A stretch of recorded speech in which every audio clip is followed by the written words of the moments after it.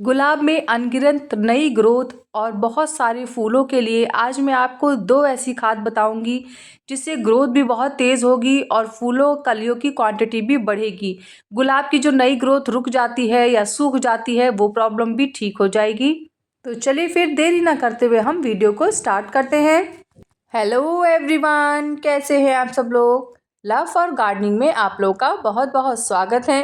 तो जैसे कि आप देख सकते हैं गुलाब के पौधे पे ग्रोथ भी बहुत तेज़ हो रही है और जो नई ग्रोथ है वो सूखी भी नहीं है और अब तो फूलों की क्वांटिटी भी धीरे धीरे बढ़ने लग गई है। ये देखिए, ये मेरा सफ़ेद गुलाब का पौधा है और इसकी कलियाँ, इनकी ब्रांचेस देखिए कितनी लंबी लंबी निकली हैं। तो मतलब रिजल्ट जो है वो बहुत ही अच्छा मिला है। तो सबसे पहले ध्यान रखने वाली जो बात है वो ये है कि गुलाब के पौधे को फुल सनलाइट देनी है। विंटर में जितनी ज़्यादा धूप मिलती है पौधा उतना ही तेज़ी से ग्रो करता है। तो गुलाब को ऐसी जगह रखें जहाँ उसे पूरे दिन की धूप मिले। इससे क्या होगा, ग्रोथ अपने आप ही ऑटोमेटिकली बहुत ही फास्ट होने लगेगी। और उसके बाद दूसरा नंबर पे जो केयर करनी है वो ये है कि गुलाब के पौधे को पानी बहुत कंट्रोल में देना है। जैसे क्या होता है कि हम लोग डेली डेली पानी देते हैं तो इससे क्या होता है कि ओवर वाटर की प्रॉब्लम आ जाती है। और गुलाब के पौधे को पानी तो पसंद है लेकिन इतना पानी नहीं देना है कि पानी की मात्रा ज़्यादा हो जाए। मिट्टी में नमी तो रहे लेकिन मिट्टी कभी सौगी नहीं होनी चाहिए। मैं भी आगे आपको दिखाऊंगी कि किस तरीके की मिट्टी में हमें गुलाब के पौधे को पानी देना चाहिए। तो इससे क्या होगा ना, कभी ओवर वाटर वाली प्रॉब्लम नहीं आएगी। तीसरे नंबर पे क्या होता है, कभी भी कोई भी ब्रांच जो आपकी ब्लैक पड़ रही है उसको टिकने ना दें, नहीं तो धीरे धीरे वो पूरे गुलाब के पौधे को ख़राब कर सकती है। तो इसीलिए जहाँ भी आपको दिखे कि जो कोई स्टेम काली पड़ रही है, डाईबैक उसमें हो रहा है, तो उसको आपको तुरंत हटा देना होगा। ये बहुत ज़्यादा ज़रूरी काम होता है, समय समय पे इसको भी देख रेख करते रहें। तो ये देखिए, यहाँ से मुझे ब्रांच थोड़ी ऊपर से काली दिख रही थी और मैंने थोड़ा नीचे से काटा है ताकि ज़रा सा भी इन्फेक्शन मेरे प्लांट पे ना रह पाए। इस वजह से थोड़ा नीचे से ही मैंने कट कर दिया है यहाँ पे, जबकि कालापन नहीं था फिर भी। और हाँ, एक बहुत ज़रूरी बात, कटे हुए पोर्शन पे हमेशा फंगिसाइड ज़रूर लगाएं। वैसे देखिए, लोकल नर्सरी पे साफ फंगिसाइड बहुत आसानी से मिल जाता है, तो आप उसका गाढ़ा पेस्ट बना के और उसको कटे हुए जगह पे लगा के अच्छे से फिल कर दें सूखने तक। मतलब उसमें फिर पानी ना डालें उस समय। जब वो अच्छे से प्रॉपर सूख जाए उसके बाद फिर आप 2-3 दिन बाद अगर चाहें तो अपने पौधों को नहला सकते हैं, पानी डाल सकते हैं उसके ऊपर। मिट्टी में डाल सकते हैं पानी, जड़ों को पानी दीजिए, लेकिन उस कटे हुए पोर्शन पे जहाँ हमने फंगिसाइड लगाया है वहाँ पानी ना डालें, नहीं तो वो तुरंत ही धुल जाएगा फिर। और ये देखिए, जो भी कटे हुए पोर्शन थे मैंने अक्टूबर एंड में कटिंग प्रूनिंग जो की थी प्लांट की, उसके बाद रिज़ल्ट बहुत ही अच्छा मिला था मुझे। और नई ग्रोथ आप देख सकते हैं कितनी ही तेज़ी से हो रही है। बीच में मैं कहीं बाहर चली गई थी तो मेरे पौधों को पानी नहीं मिला, इस वजह से जो न्यू ग्रोथ थी वो सूख गई थी। लेकिन जब मैं वापस आई तो मैंने फिर से इनकी केयर की, प्रॉपर फर्टिलाइज़र वगैरह दिया और अब देखिए नई ग्रोथ फिर से कितनी तेज़ हो गई है। अब आप देखिए, मिट्टी इसकी ऊपर से सूखी हुई दिख रही थी ना, लेकिन देखिए गुड़ाई करने के बाद मिट्टी नीचे वाली देखिए कितनी नमी है, मतलब मिट्टी में गीलापन है। तो ये समय है पौधे को पानी देने का। जब आपकी मिट्टी ऊपर से सूखी हुई दिखे तो ऐसे खुरपी की मदद से जब आप उसकी गुड़ाई करेंगे तो आपको दिखेगा कि मिट्टी तो नीचे से अभी भी हल्की सी गीली है।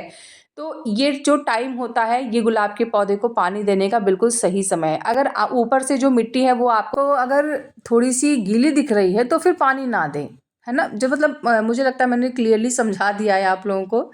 और हाँ, एक बहुत ज़रूरी चीज़ क्या है कि कभी भी सूखे पत्ते या फूलों की पंखुड़ियाँ, ये सब मिट्टी के ऊपर नहीं पड़ा होना चाहिए। मैं अभी आपको इसका दिखाती हूँ कि क्या प्रॉब्लम होती है अगर ये इस तरीके से पड़े रह जाते हैं। ये मेरे गुलाब के पौधे में देखिए फूल खिला था और सूख के वो अपने आप ही झड़ गया, मतलब मैंने उसे हटाया नहीं। और इसकी पत्तियाँ क्या हुई, मिट्टी पे ही पड़ी रह गई, पर मैंने ध्यान नहीं दिया। इसके बाद आज जब मैं आई इसकी साफ सफाई करने, पानी वगैरह देने, तो मैंने सोचा लाओ पत्तों को हटा दूं, जो फूल के सूखे हुए पत्ते हैं। और ये देखिए पत्तों पे मैंने क्या देखा, ये जो आप पत्तों में दिख रहा होगा आपको क्लियरली, अगर मैं कैमरे को थोड़ा फोकस करके दिखाती हूँ। और ये पता है क्या है, ये फंगस है जो पत्तों के अंदर पनपने लग गई थी। ये देखिए आपको दिख रहा होगा वाइट वाइट कलर का, ये सब फंगस ही था। तो अगर मैं इस पे ध्यान ना देती और ये और 4-5 दिन पड़ा रह जाता तो धीरे धीरे ये फंगस मिट्टी में, फिर उसके बाद जड़ में पहुंच जाता और हमारा हरा भरा पौधा सूख जाता। फिर हम कहते हैं कि ऐसा क्या हुआ कि हमारा पौधा खराब हो गया। यही सब छोटी छोटी लापरवाहियाँ होती हैं जिन पे हम ध्यान नहीं देते हैं और फिर हमारा अच्छा खासा पौधा अचानक ही सूख जाता है, खराब हो जाता है। गुड़ाई मिट्टी की बहुत पसंद होती है रोज़ के पौधे को, हल्का सा लूज़ करना ये उसको काफ़ी पसंद आता है। तो ये काम भी आप 10 से 12 दिन में एक बार ज़रूर कर दिया करें। इससे क्या होता है, जड़ों में भी हवा पहुंचती है और रोज़ के जो पौधे की जड़ होती है वो काफ़ी तेज़ी से विकसित होती है। जितना ही जड़ मजबूत होता है फिर ऊपर से पौधा भी उतना मजबूत होता है।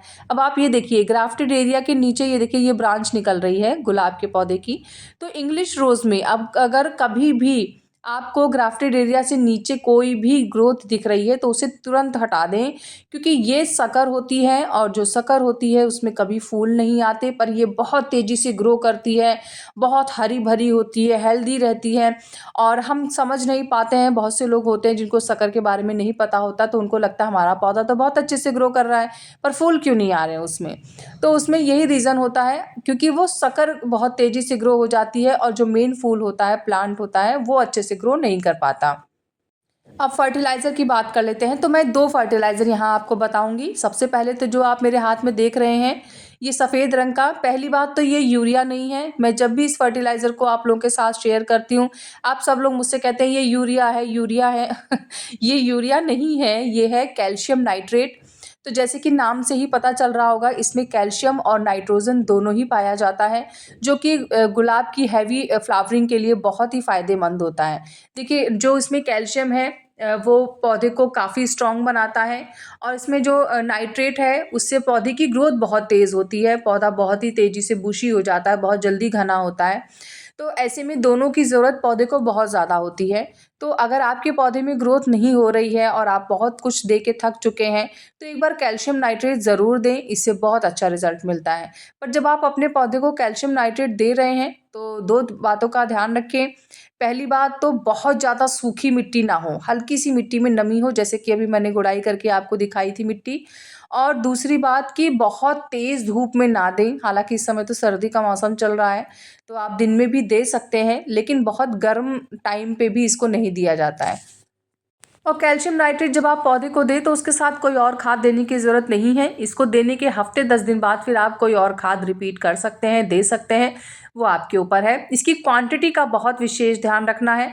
तो मैं यहाँ पे कुछ ही दाने ले रही हूँ, मतलब 10 से 15 दाने ही आप लीजिएगा, बहुत ज़्यादा क्वांटिटी लेने की ज़रूरत नहीं है। अगर आप पहली बार कैल्शियम नाइट्रेट यूज़ कर रहे हैं तो फिर आपको क्वांटिटी का बहुत हिसाब रखना होगा, क्योंकि जब हम पहली बार कोई खाद का इस्तेमाल करते हैं तो हमें नहीं पता होते हैं उसके क्या रिज़ल्ट हैं। तो आप 1-2 पौधों को थोड़ा बहुत दे के देखें और अगर आपको अच्छा रिज़ल्ट मिल रहा है तो फिर आप उसको कंटिन्यू करें। ये देखिए मेरा गुलाब का देसी गुलाब की जो कलम होती है वो लगाई थी और उसका भी रिज़ल्ट काफ़ी अच्छा चल रहा है। और इस फर्टिलाइज़र को देने के बाद भरपूर पानी दें पौधे को, ताकि ये जो खाद है ये तेज़ी से अपना काम दिखाए। देखिए मैं खूब अच्छे से पौधे को पानी दे रही हूँ, जितना कि देना चाहिए, ताकि पौधा अच्छे से फर्टिलाइज़र भी ले सके और इनकी जड़ों को भी भरपूर पानी मिल सके।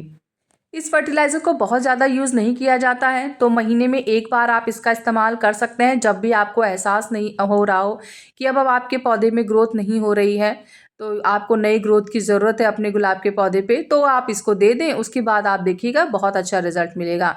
इस फर्टिलाइज़र को देने के बाद पौधों को पानी ज़रूर दीजिएगा। और ये देखिए इस तरीके से मैंने सारे पौधों को अपने कैल्शियम नाइट्रेट दिया है और उसके बाद पानी भी दे दिया है। ग्रोथ तो टचवुड काफ़ी अच्छी चल रही है। अब दूसरे फर्टिलाइज़र के बारे में बात कर लेते हैं, तो ये विंटर का बहुत ही फ़ायदेमंद, असरदार और जादुई खाद है, जो भी आप इसको कहें, बहुत ही फ़ायदेमंद होती है ये खाद। ये है सरसों की खली के साथ 2-3 चीज़ें मिक्स की हैं मैंने, उससे बना फर्टिलाइज़र। तो अगर आप इसकी पूरी डिटेल वीडियो देखना चाहते हैं तो मेरे चैनल या पेज पे जाके देख सकते हैं। बहुत ही फ़ायदेमंद होती है ये। इसमें मैंने लकड़ी की राख और नीम खली और एप्सम सॉल्ट ये सब मिक्स करके इसको 3-4 दिन तक भिगाया था और उसके बाद इसका फर्टिलाइज़र तैयार किया था। ये फर्टिलाइज़र मैं 25 दिन में 1 बार अपने पौधों को देती हूँ। सर्दियों में तो बहुत ही फ़ायदा करती है, क्योंकि गर्म होता है सरसों का खली, और सर्दियों में इसको देंगे तो आपके पौधों को भी बहुत फ़ायदा पहुँचेगा। इसकी जो क्वांटिटी होती है वो आप 200 से 250 ml एक पौधे को दे सकते हैं, और अगर पौधा बहुत बड़ा है तो आप क्वांटिटी को थोड़ा सा बढ़ा भी सकते हैं, वो आपके ऊपर है। इंसेक्टिसाइड का स्प्रे करना बहुत ज़रूरी होता है, खासकर जब हम पौधे की कटिंग प्रूनिंग करते हैं, और कटिंग प्रूनिंग के बाद जब पौधे की नई ग्रोथ निकलनी शुरू होती है उस समय तो बहुत ही ज़्यादा जो काले रंग के सफ़ेद रंग के चिपचिपे कीड़े होते हैं वो गुलाब पे अटैक करते हैं। तो अपने गुलाब को इन सब से बचाने के लिए आपको इंसेक्टिसाइड का स्प्रे ज़रूर करना होगा। तो देखिए, अगर केमिकल स्प्रे करना चाहते हैं तो कमांडो बहुत ही अच्छा इंसेक्टिसाइड है, और अगर आप ऑर्गेनिक यूज़ करना चाहते हैं तो आजकल तो मार्केट में नीम की जो ऑलरेडी बनी हुई एक स्प्रे आती है इंसेक्टिसाइड की, तो उसमें आपको कुछ नहीं करना होता है, बस पानी लीजिए और उसमें कुछ बूंदें आप नीम ऑयल की डाल दीजिए और शेक करके प्लांट पे स्प्रे कर दीजिए। मतलब आपको अलग से शैम्पू वगैरह डाल के और फिर उसे मिक्स करने की ज़रूरत नहीं है। तो आप वो नीम ऑयल ले लीजिए, उससे भी बहुत ही अच्छा रिज़ल्ट मिलता है। पर ये है कि जब बहुत ज़्यादा इंसेक्ट लग जाते हैं ना, तो फिर केमिकल ही काम आता है, फिर नॉर्मल नीम ऑयल वगैरह स्प्रे करने से उतना अच्छा रिज़ल्ट मिलता नहीं है। तो ये जो मैंने केयर बताई हैं और जो 2 फर्टिलाइज़र बताए हैं, अगर आप प्रॉपर रेगुलर इनका यूज़ करेंगे जैसे-जैसे मैंने आपको बताया है, तो फिर आपके गुलाब के पौधे में भी बहुत ही अच्छा रिज़ल्ट मिलेगा। तो गुलाब के पौधे से संबंधित मैंने सारी जानकारी बता दी है, इसके बाद भी कोई क्वेश्चन कन्फ्यूज़न रहता है तो आप मुझे कमेंट कर सकते हैं। कैसा लगा मेरा आज का ये वीडियो मुझे ज़रूर बताइएगा। अगर आपको वीडियो पसंद आया है तो वीडियो को लाइक करिएगा, चैनल को सब्सक्राइब करिएगा। मिलते हैं फिर नेक्स्ट वीडियो में, तब तक के लिए बाय, टेक केयर।